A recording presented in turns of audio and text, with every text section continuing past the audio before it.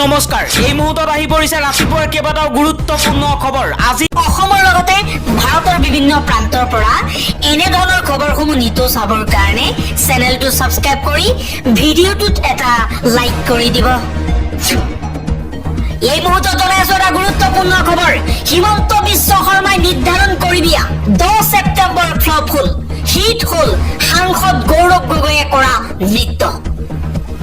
হিমন্ত বিশ্ব শৰ্মাৰ বিৰুদ্ধে সৰব হৈ পৰিছে অসম প্ৰদেশ কংগ্ৰেছ কমিটিৰ সভাপতি গৌৰৱ গগৈ। গৌৰৱ গগৈয়ে কৈছে হিমন্ত বিশ্ব শৰ্মাই এতিয়া পদত্যাগ কৰিবনে? আগতেও বহুবাৰ হিমন্ত বিশ্ব শৰ্মাই পদত্যাগ কৰাৰ কথা কৈছিল, কিন্তু তেওঁ নকৰিলে। তেওঁৰ কথাৰ কোনো মূল্যই নাই। তেওঁ নিজেই কয় যে মই হাজাৰবাৰ মিছা কথা ক'ব পাৰো। যিজনে হাজাৰবাৰ মিছা কথা ক'ব পাৰে সেইজনৰ মুখৰ কি ভেলু আছে? পৰৱৰ্তী খবৰ, ক্ষুদ্ৰ জনতাৰ পৰা বাচিবলৈ পলায়ন কৰিছে নেপালৰ দুৰ্নীতিগ্ৰস্ত নেতাই। সেনা বাহিনীয়ে এনেকৈ পলুৱাই লৈ গৈছে ৰাজনৈতিক নেতাক। ঘৰৰ পৰা হেলিকপ্টাৰ যোগে দুৰ্নীতিগ্ৰস্ত নেতাক আকাশ মাৰ্গেৰে পলুৱাই লৈ গৈছে সেনাই। চাৰিওফালে জনতাৰ ভিৰ। দুৰ্নীতিগ্ৰস্ত নেতাই কঁপিছিল ঘৰৰ ভিতৰত আৰু সেনাই হেলিকপ্টাৰ লৈ ঘৰৰ পৰা আকাশ মাৰ্গেৰে বছোৱাৰ দৃশ্য এতিয়া সামাজিক মাধ্যমত ভাইৰেল হৈ পৰিছে। দুৰ্নীতিগ্ৰস্ত নেতাৰ বাবেই সমগ্ৰ নেপাল জ্বলিছে।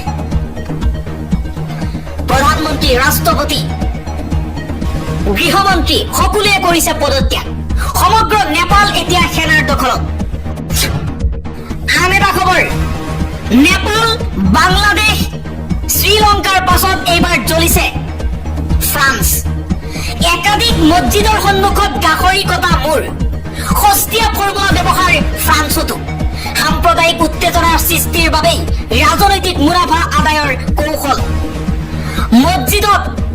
মছজিদৰ সন্মুখত গাহৰিৰ কটা মূৰ দুষ্কৃতিকাৰীয়ে থৈ আহিছে। সস্তীয়া ফৰ্মুলা ব্যৱহাৰ কৰা হৈছে ফ্ৰান্সতো। লাখ লাখ লোক ওলাই আহিছে ফ্ৰান্সত ৰাষ্ট্ৰপতি ইমানুৱেল মেক্ৰনৰ বিৰুদ্ধে। নতুন প্ৰধানমন্ত্ৰীয়ে দায়িত্ব লোৱাৰ লগে লগে জ্বলিছে ফ্ৰান্স। ৰাষ্ট্ৰপতি ইমানুৱেল মেক্ৰনৰ আশাপূৰ্ণ বিত্তীয় নীতিৰ প্ৰতিবাদত নেপালৰ দৰেই গণবিক্ষোভৰ বিস্ফোৰণ ঘটিছে ফ্ৰান্সত। এই পৰ্যন্ত 2 শতাধিক লোকক গ্ৰেপ্তাৰ কৰিছে। নেপালৰ পাছতেই গণবিক্ষোভত উত্তাল হৈ পৰিছে সমগ্ৰ ফ্ৰান্স। পৰৱৰ্তী খবৰ, প্ৰতিবাদত অগ্নিগৰ্ভা নেপাল। নিৰাপত্তাৰক্ষীৰে সংঘৰ্ষত 30 গৰাকীকৈ প্ৰতিবাদকাৰীৰ মৃত্যু হৈছে। ডাঙৰ খবৰ জনাই আছো। নেপালত সেনাৰ হাতত বৰ্তমানৰ নেপাল। এই নেপালত প্ৰতিবাদকাৰীসকলৰ ওপৰত গুলীচালনা কৰা হৈছে। নিৰাপত্তাৰক্ষীৰ গুলীত নেপালত এই পৰ্যন্ত 30 গৰাকীকৈ লোকৰ মৃত্যু হৈছে। নেপাল এতিয়া সেনাৰ শাসনত। নেপালত নাই গণতন্ত্ৰ, নাই প্ৰধানমন্ত্ৰী, নাই ৰাষ্ট্ৰপতি, নাই গৃহমন্ত্ৰী। বৰ্তমান সময়ত নেপালত অগ্নিগৰ্ভা পৰিস্থিতি। নেপালৰ দুৰ্নীতিগ্ৰস্ত নেতা, নেপালৰ ভ্ৰষ্টাচাৰৰ বাবেই সমগ্ৰ নেপাল জ্বলিছে। সমগ্ৰ নেপালৰ জনতাই ওলাই আহিছে চৰকাৰ বিৰোধী আন্দোলন কৰিবলৈ। আৰু জনতাৰ ক্ষোভ দেখি দেশ এৰি পলাইছে ৰাষ্ট্ৰনেতা, প্ৰধানমন্ত্ৰী, ৰাষ্ট্ৰপতি, গৃহমন্ত্ৰী। এতিয়া নেপালত বহু ঠাইত লুটপাটৰ দৰে ঘটনাও সংঘটিত হৈছে। আন এটা খবৰ, গৌৰৱ গগৈৰ পাকিস্তান সম্পৰ্কৰ লিংক এতিয়াই ৰাজহুৱা নকৰে তদন্ত প্ৰতিবেদন। মুখ্যমন্ত্ৰীৰ হাতত SITয়ে দাখিল কৰিছে গৌৰৱ গগৈৰ পাকিস্তান লিংকৰ প্ৰতিবেদন। পৰৱৰ্তী খবৰ, গাজালৈ সাহায্য লৈ যোৱা জাহাজৰ ওপৰত ইজৰাইলৰ আক্ৰমণ। দ্বিতীয়বাৰলৈ ইজৰাইলে আক্ৰমণ চলাইছে সাহায্য লৈ যোৱা জাহাজৰ ওপৰত। ইয়াৰ পূৰ্বেও অভিবাসী জাহাজত আক্ৰমণ চলাইছিল ইছৰাইলে সাহায্য লৈ যোৱা গাজাৰ উদ্দেশ্যি ৰাওনা হোৱা জাহাজৰ ওপৰত আক্ৰমণ চলাইছে আন এটা খবৰ চৰকাৰৰ নীতি ঋণৰ বোজাৰ বিৰুদ্ধে ফ্ৰান্সৰ ৰাজপথত লাখ লাখ জনতা নেপাল আৰু বাংলাদেশৰ ক্ষমতা পৰিৱৰ্তনৰ মিল আছে নেপাল বাংলাদেশ শ্ৰীলংকাৰ পাছত এইবাৰ পাল পৰিছে ফ্ৰান্সৰ ৰাষ্ট্ৰৰ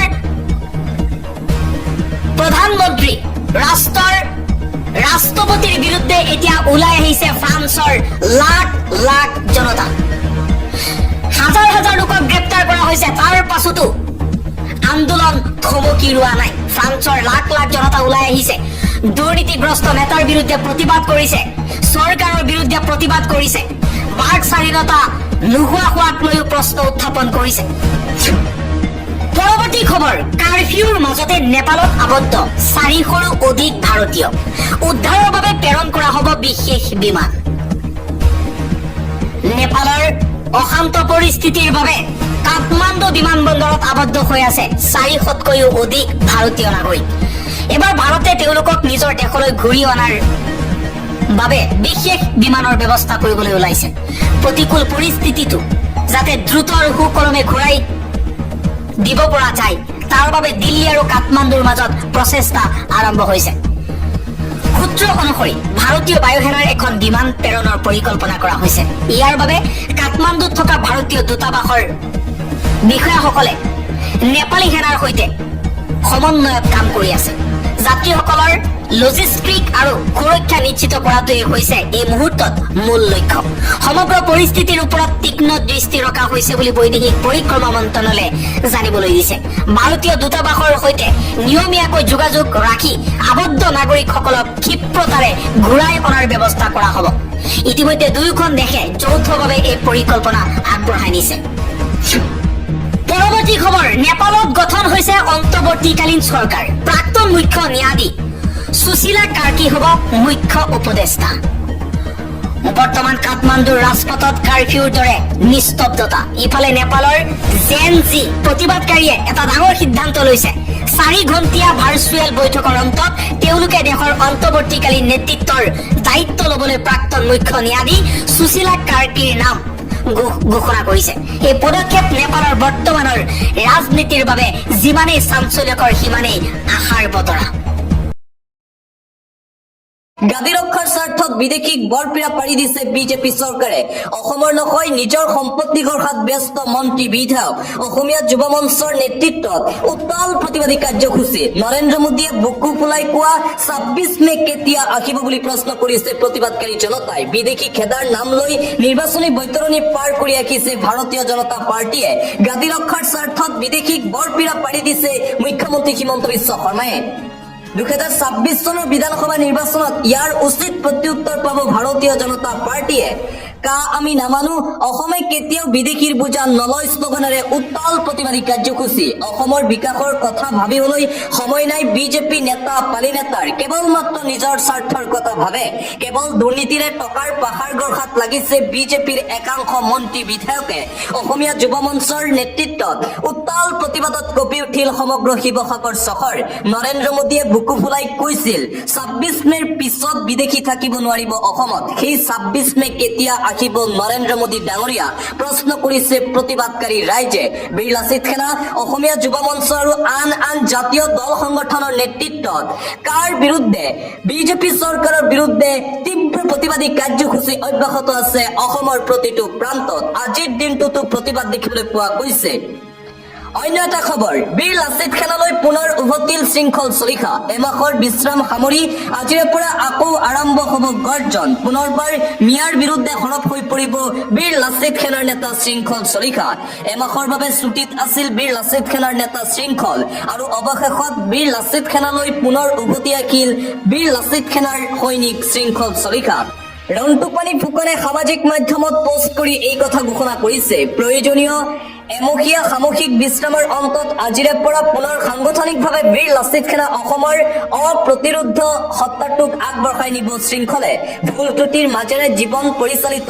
গতিকে গঠনমূলক দৃষ্টিভংগীৰে ৰাইজে সময়ে সময়ে দায়িত্ব আৰু দায়বদ্ধতা সোঁৱৰাই দিব অযথা সমালোচনাৰে আসৰিক তৃপ্তি লাভ কৰা সকল সময়ে কয় তেখেতসকল আনৰটো বাদেই নিজৰ বাবেও অত্যন্ত বিপজ্জনক সংগঠনৰ প্ৰতি ৰাইজৰ প্ৰতি সমৰ্পিত মনোভাৱ আমাৰ যাত্ৰাপথৰ সাহস আৰু আত্মবিশ্বাস গতিকে এখন একক অনন্য আৰু কিছু পৃথক সংগ্ৰামৰ ধাৰা আগবঢ়াই নিয়াৰ গহীন অংগীকাৰ আমি লৈছো জয় আই অসম আৰু এইদৰে ৰন্তুপানী ফুকনে বীৰ লাচিত সেনাৰ নেতা শৃংখল চলিকাক পুনৰবাৰ বীৰ লাচিত সেনালৈ উভতাই আনে দিবলৈছো এটা পলিটিকেল ব্ৰেকিং বিজেপিত দল ত্যাগৰ ধুমুহা অব্যাহত আছে এইবাৰ মণিপুৰত দেখিবলৈ পোৱা গৈছে ভাৰতীয় জনতা পাৰ্টিত পদত্যাগৰ জোৱাৰ কংগ্ৰেছলৈ 2 প্ৰাক্তন বিধায়কসহ 3 জ্যেষ্ঠ বিজেপি নেতা বিজেপিৰ প্ৰতি পুনৰবাৰ মুখভংগ বিজেপিৰ প্ৰতি অসন্তুষ্টি প্ৰকাশ কৰি কংগ্ৰেছত যোগদান কৰিছে বিজেপিৰ এই জ্যেষ্ঠ নেতাসকলে এইবাৰ ভাৰতীয় জনতা পাৰ্টিত আৰম্ভ হৈছে দল ত্যাগৰ ধুমুহা সৰ্বভাৰতীয় পৰ্যায়ত দল ত্যাগৰ ধুমুহা অব্যাহত আছে দলৰ বিপদৰ সময়তে বিজেপি নেতাৰ দল ত্যাগ বিজেপি ত্যাগ কৰি কংগ্ৰেছলৈ 2 গৰাকী প্ৰাক্তন বিধায়ক বিজেপিত পুনৰবাৰ মুখ্যম আঘাত দেখিবলৈ পোৱা গৈছে পুনৰ 3 গৰাকীকৈ জ্যেষ্ঠ নেতাই বিজেপি দল ত্যাগ কৰিছে দল ত্যাগী বিজেপি নেতা কৰ্মীৰ কংগ্ৰেছত আনুষ্ঠানিকভাৱে যোগদান মণিপুৰত অধিক সংকটত ৰাষ্ট্ৰীয় দল ভাৰতীয় জনতা পাৰ্টি মণিপুৰত এক প্ৰকাৰ নাইকিয়া হ'বলৈ ধৰিছে বিজেপিৰ প্ৰতি মুখভংগ হৈ কংগ্ৰেছত যোগদান বিজেপি নেতা কেইজনৰ 2 গৰাকী প্ৰাক্তন বিধায়কসহ মণিপুৰৰ 3 বিজেপি নেতাৰ কংগ্ৰেছ দলত যোগদান কংগ্ৰেছত যোগদান 2 প্ৰাক্তন বিধায়ক ৱাই শৰণ সিং এল ৰাধাকিশোৰ সিঙৰ দলৰ জ্যেষ্ঠ নেতা উত্তম কুমাৰ নিমথৌজামৰ পৰৱৰ্তী খবৰ অকল মিয়াৰ ওপৰত দাদাগিৰি কিয় 50 লাখ হিন্দু বাংলাদেশী সোমালে এতিয়া মনে মনে আছে জাতীয় দল সংগঠনৰ নেতাসকল এবাৰ উজনি অসমৰ জাতীয় দল সংগঠনৰ নেতাক উভতি ধৰিছে এজন যুৱকে অকল মিয়াৰ ওপৰতে কিয় দাদাগিৰি মিয়াৰ বাহিৰে অন্য লোকৰ ওপৰত কিয় দাদাগিৰি দেখুৱাব নোৱাৰে জাতীয় সংগঠনৰ নেতাই সংগঠনৰ পৰা খেদা খোৱা একাংশই এইবোৰ কৰি ৰাখিছে সমগ্ৰ অসমত নতুনকৈ নাগৰিকত্ব দিব বিচাৰিছে তাত মাত নামাতে এইসকল জাতীয় সংগঠনৰ নেতাই মিয়া খেদা অভিযানৰ পিছতে জাঙুৰ খাই উঠিছে একাংশ আৰু এজন যুৱকৰ এই প্ৰশ্ন 50 লাখ হিন্দু বাংলাদেশী আছে তথাপিও হিন্দু বাংলাদেশীক লৈ কোনো ধৰণৰ মাত নামাতে জাতীয় সংগঠনৰ নেতাই কেৱল মাত্ৰ দুখীয়া দৰিদ্ৰ মিয়া লোকৰ ওপৰতহে দাদাগিৰি দেখুৱাই থাকে জাতীয় সংগঠনৰ নেতাসকলে আন এটা ব্ৰেকিং নিউজ উজনি অসমত মিয়া খেদা অভিযানক লৈ পুনৰবাৰ সৰব হৈ পৰিছে আমচুৰ সভাপতি ৰেজাউল কৰিম চৰকাৰ উজনি অসমলৈ মিয়া যোৱাটো সম্পূৰ্ণৰূপে বন্ধ কৰি দিয়ক মিয়া বিচাৰি অভিযান চলোৱা সকলো নেতা এইবাৰ পৰিব ভয়ংকৰ বিপদত ধৈৰ্য আৰু সহ্যৰ এটা সীমা থকা উচিত যি কৰি আছে উজনি অসমত সেয়া ধৈৰ্যৰ বাহিৰত সকলোৰে বিৰুদ্ধে লোৱা হ'ব আইনী ব্যৱস্থা আমচুৰ ফালৰ পৰা আইনী ব্যৱস্থা লোৱা হ'ব মিয়াৰ ওপৰত চলোৱা অত্যাচাৰৰ বিৰুদ্ধে সদৌ অসম সংখ্যালঘু ছাত্ৰ ইউনিয়ন চমুকৈ আমচুৰ সভাপতি ৰেজাউল কৰিম চৰকাৰৰ এই গৰ্জন দিবলৈছো নিবনুৱা যুৱক যুৱতী সকলৰ বাবে এটা ভাল খবৰ এপিএছচিত ওলাইছে চাকৰি মেট্ৰিক উত্তীৰ্ণই কৰিব আবেদন 10ম শ্ৰেণী উত্তীৰ্ণৰ বাবে এপিএছচিয়ে দিছে ভাল খবৰ এপিএছচিয়ে প্ৰকাশ কৰিলে চাকৰিৰ বিজ্ঞাপন এপিএছচিৰ মুখ্য কাৰ্যালয়ৰ বাবে বিচৰা হৈছে আবেদন 10 ছেপ্টেম্বৰৰ পৰাই কৰিব পাৰিব চাকৰিৰ বাবে এপ্লাই 9 অক্টোবৰ পৰ্যন্ত প্ৰাৰ্থীয়ে কৰিব পাৰিব চাকৰিৰ বাবে আবেদন প্ৰদান কৰা হ'ব 12,000 টকাৰ পৰা 52,000 টকা পৰ্যন্ত দৰমহা থাকিব 3,900 টকা গ্ৰেড পেক 10ম শ্ৰেণী উত্তীৰ্ণৰ বাবে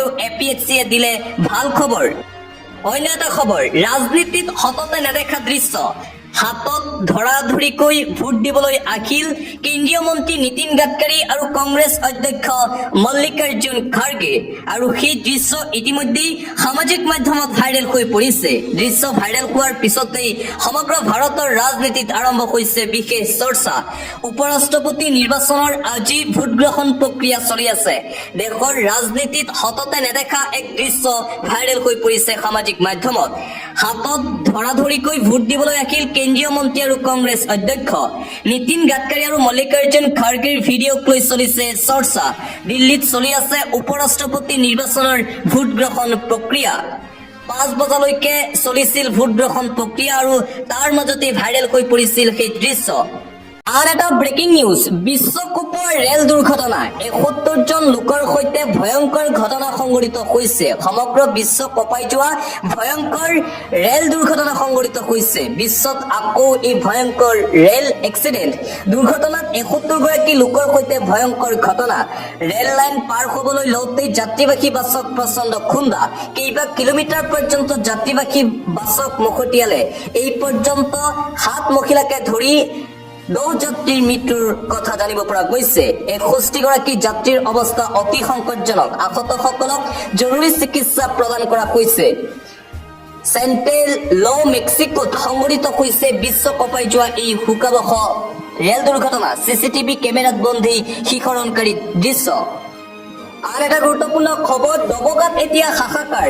বেদখলকাৰী ৰাইজৰ মাজত এতিয়া কান্দোন আৰু কান্দোন দেখিবলৈ পোৱা গৈছে, কিয়নো দবকাত উচ্ছেদ চলাবলৈ সম্পূৰ্ণৰূপে প্ৰস্তুতি শেষ কৰিছে আৰক্ষী প্ৰশাসনে। এইবাৰ দবকাত চলিব ৰাজ্য চৰকাৰৰ সৰ্ববৃহৎ উচ্ছেদ অভিযান। ভয়ংকৰ বেদখলৰ কবলত আছিল হোজাইৰ দবকা অঞ্চল।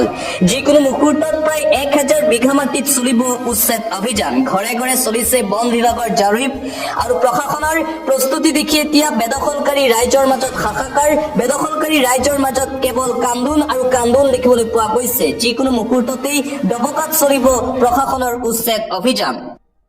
দিবলৈছো অন্য এটা খবৰ, হিন্দু মহিলাৰ সৈতে ভয়ংকৰ কাণ্ড কৰি হত্যা। আৰক্ষীৰ জালত লম্পট আবুল আলী। ৰাজ্য কঁপাই যোৱা পুনৰবাৰ ভয়ংকৰ ঘটনা সংঘটিত হৈছে। পুনৰ চাঞ্চল্যকৰ ঘটনা সংঘটিত হৈছে ৰাজ্যত। ৰাজু নাম লৈ আবুল আলীয়ে হিন্দু মহিলাৰ সৈতে কৰিলে ভয়ংকৰ ঘটনা। নিকৃষ্ট কাণ্ড কৰি হিন্দু মহিলাক নিষেধ কৰি দিলে আবুলে। কেৰেলাৰ পৰা কলিয়াবৰ আৰক্ষীয়ে গ্ৰেপ্তাৰ কৰিলে আবুল আলীক। চৰকাৰৰ বিৰুদ্ধে সৰব হৈ পৰিছে কৃষক মুক্তি সংগ্ৰাম সমিতি। আজি গুৱাহাটীৰ স্বচ্ছলত তীব্ৰ প্ৰতিবাদ সাব্যস্ত কৰিছে।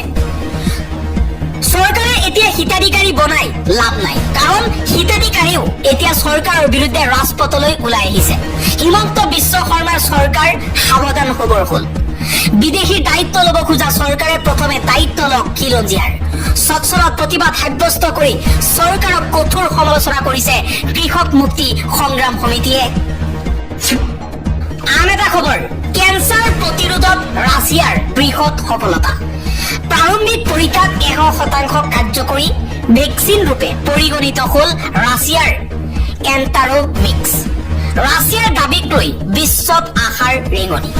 এতিয়াৰ পৰা কেঞ্চাৰৰ বাবে আৰু সমস্যাত নপৰে বিশ্বৰ কেঞ্চাৰ ৰোগীসকল।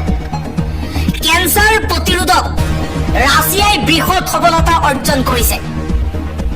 প্ৰাৰম্ভিক পৰীক্ষাত 100% কাৰ্যকৰী ভেকচিন ৰূপে পৰিগণিত কৰিছে ৰাছিয়াৰ এণ্টাৰ'মিক্স। কেঞ্চাৰ ৰোগীক এতিয়া এণ্টাৰ'মিক্স দিয়াৰ লগে লগে কেঞ্চাৰৰ পৰা মুক্ত হ'ব বুলি জনাইছে। পৰৱৰ্তী খবৰ, নেপাল শ্ৰীলংকাৰ পৰা শিক্ষা লোৱা উচিত। এইবাৰ তফিকুদ্দিন আহমেদৰ এটা বিশেষ পোষ্ট সামাজিক মাধ্যমত চৰ্চা লাভ কৰিছে। তফিকুদ্দিন আহমেদে কৈছে, স্বাধীনতাত হস্তক্ষেপ কৰিলে সকলো মানুহৰে খং উঠে। মানুহে সদায় মুক্ত আৰু স্বাধীনভাৱে জীয়াই থাকি নিজৰ মত দাঙি ধৰিব বিচাৰে। বিশ্বৰ কেইখনমান দেশক বাদ দি প্ৰতিখন দেশৰে নাগৰিক স্বাধীন আৰু মুক্ত। বিশ্বৰ বিভিন্ন দেশৰ নাগৰিকৰ অধিকাৰ আৰু স্বাধীনতা দেখি কেতিয়াবা ভাবো আমিও সুখী আছিলো, কিন্তু বহু সময়ত কিছুমান আইন আনি আমাৰ স্বাধীনতা খৰ্ব কৰা হৈছে। যেনে ধৰক সেনাবাহিনীৰ বিশেষ ক্ষমতা আইনখনে আমাৰ স্বাধীনতাত আঘাত কৰিছে। প্ৰখৰ ৰ'দৰ পৰা ৰক্ষা পাবলৈ আপুনি গাড়ীখনত ভিজিবল ব্লেক ফিল্ম লগাব নোৱাৰাৰ দৰে সৰু সৰু বিষয়বোৰো আমাৰ স্বাধীনতাত আঘাত কৰিছে। বিশ্বৰ বহু দেশত গাড়ীৰ সন্মুখৰ আইনাটো ভিজিবল ব্লেক ফিল্ম ব্যৱহাৰ দেখা পাইছো। IT এক্ট আৰু ছচিয়েল মিডিয়াত চৰকাৰক সমালোচনা কৰিলে দেশদ্ৰোহীৰ গোচৰ লগাব নোৱাৰিব বুলি উচ্চতম ন্যায়ালয়ে স্পষ্ট কৰি দিয়াৰ পাছতো বহু প্ৰতিভাৱানক দেশদ্ৰোহী সজাই জীৱন যৌৱন ধ্বংস কৰিছে চৰকাৰে। এইবোৰ স্বাধীনতা খৰ্ব কৰা বিষয় হয়। শেহতীয়াকৈ নেপালত ছচিয়েল মিডিয়া নিষিদ্ধ কৰাক লৈ এক ভয়ংকৰ পৰিৱেশৰ সৃষ্টি হৈছে। ৰাইজৰ প্ৰতিবাদ ইমানতেই তীব্ৰ হৈ পৰিছে যে মন্ত্ৰীয়ে পলাই পত্ৰং দিবলগীয়া হৈছে। সমগ্ৰ দেশতেই অচলা অৱস্থা। ৰাষ্ট্ৰপতি প্ৰধানমন্ত্ৰীয়ে পদত্যাগ কৰিবলগীয়া হৈছে। গতিকে ভাবক ছচিয়েল মিডিয়াৰ প্ৰভাৱ কিমান। মূল সুঁতিৰ সংবাদ মাধ্যমক বিজ্ঞাপন আৰু অন্যান্য সুবিধা উপঢৌকনেৰে নিজৰ মতে চলাব পাৰিলেও ছচিয়েল মিডিয়াক নোৱাৰি। 80% যুৱক যুৱতীয়ে নিজৰ ক্ষোভ আৰু চৰকাৰৰ বেয়া কামবোৰৰ সমালোচনা ছচিয়েল মিডিয়া প্লেটফৰ্মত কৰে। সৰু বৰ সকলো মানুহে আজিকালি ছচিয়েল মিডিয়াত সক্ৰিয়। এই যে মন্ত্ৰী বিধায়কৰ পোষ্টবোৰত সমালোচনাৰে থকা সৰকা কৰে, এইবোৰেই ৰাইজৰ ক্ষোভ। কমেণ্ট বক্সত ক্ষোভ উজাৰিলে যুৱচামী। ৰাইজৰ এই ক্ষোভবোৰ ৰজা ঘৰিয়াই বুজি পোৱা উচিত। অকল ধৰ্ম কৰি দেশ ৰক্ষা কৰিব নোৱাৰি, দেশৰ উন্নতি কৰিব নোৱাৰি। আজি নেপালত প্ৰায় 82% হিন্দুৰে এখন হিন্দু প্ৰধান দেশ। দেশখন মুছলমানৰ সংখ্যা 5% আৰু অন্যান্য 13%। নেপালৰ জনতাই প্ৰতিবাদ কৰিছে স্বাধীনতা বিচাৰি। এই স্বাধীনতা মত পোষণৰ